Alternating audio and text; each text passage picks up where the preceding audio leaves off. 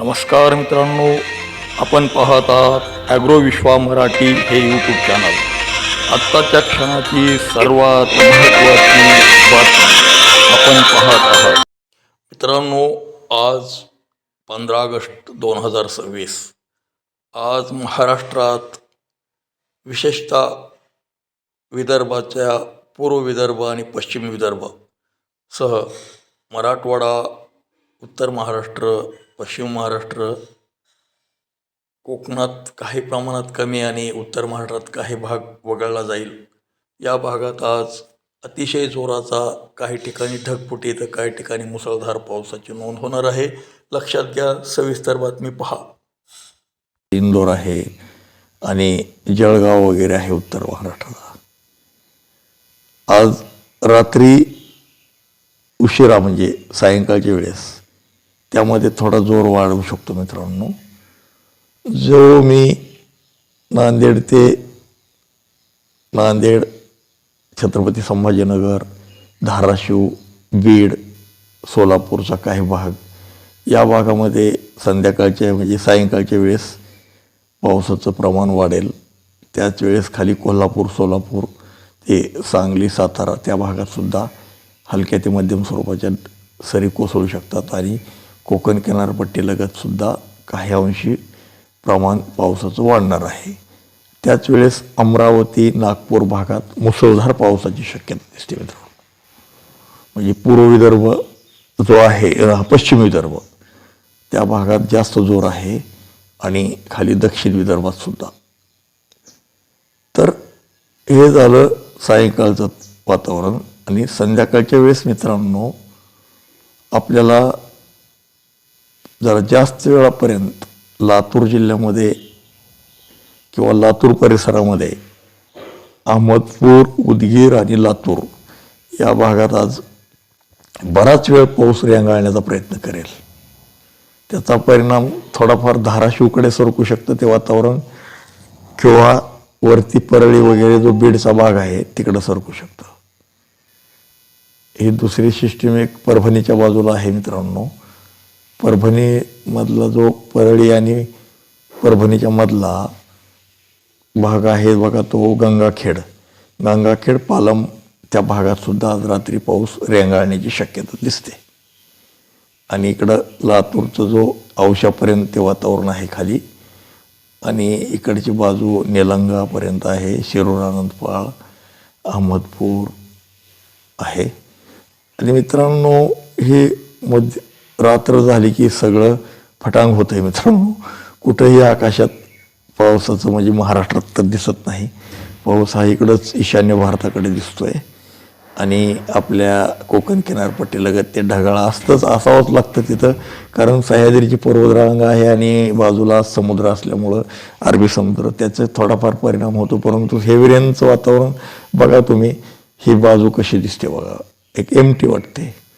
तर एकंदरीतच म्हणजे दररोज चार्ज व्हायचं, डिस्चार्ज व्हायचं हे सत्र चालूच आहे. आणि एल निनोचा प्रभाव हा जवळपास फेब्रुवारीपर्यंत राहण्याची शक्यता आहे असं तज्ज्ञांचं मत आहे, आणि ते राहीलही.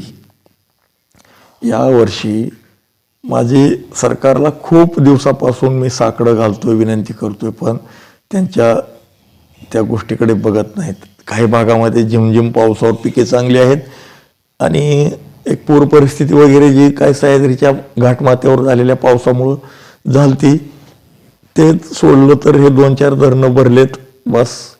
बाकी कुठंही महाराष्ट्रात पावसाचं म्हणजे पाण्याचा खूप मोठं टंचाई भासेल. मी सरकारला वारंवारपणे सांगण्याचा प्रयत्न करतोय की कृत्रिम पावसाचं तुम्ही हे करा. सध्या ढग तर येतात, ढग यायचे सुद्धा बंद होतील आणि तुमची यंत्रणा जागी होईल. तर मी आणखी एकदा देवाभाऊ, मामा, भरणे मामा, सुमित्रा ताई, आमच्या जिल्ह्याच्या कन्या आहेत त्या, आणि एकनाथ भाई, तुम्ही सुद्धा म्हणजे इकडं लक्ष घाला आणि माझ्या महाराष्ट्राची तहान भागवा. उन्हाळ्यात पाण्याची खूप टंचाई तयार होईल, तुम्हालाच पाणी पुरवावं लागणार आहे आम्हाला.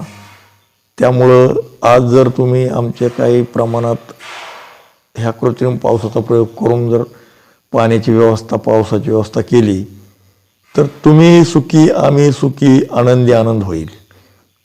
ओके मित्रांनो, उद्या तर आपला भारतीय स्वातंत्र्य दिन आहे. त्याच्या मी आजच तुम्हाला खूप खूप शुभेच्छा देतो. उद्याच्या दिवसात सकाळी ध्वजारोहण कार्यक्रम हा बऱ्यापैकी विदर्भ आणि उत्तर महाराष्ट्र वगळता कुठेही पाऊस व्हायजोगं वातावरण दुपारी 12पर्यंत नाही. 12च्या नंतर वातावरणामध्ये बऱ्याचपैकी बदल होऊन एक विदर्भामध्ये उद्या महासंकट येणार आहे. उद्या विदर्भात ढगफुटीचं दृश्य अतिशय भयान असा पाऊस होणार आहे. तो पाऊस बघा तुम्हाला दाखवण्याचा प्रयत्न करतोय. चिमूर, तोडगाव, बाकोना, परत वरती खूप म्हणजे त्याचा परिणाम जोराचा आहे. नागपूरच्या दक्षिणेकड आणि ते वर्धा, भंडारा, खूप म्हणजे पूर्ण विदर्भामध्ये त्याचा प्रभाव जाणवेल. पण यवतमाळ, आपल्या मराठवाड्यात सुद्धा उद्या पाऊस होणार आहे दुपारनंतर. तो भाग आहे यवतमाळ, अकोला, अमरावती, बैतूल मध्य प्रदेशाचा आहे.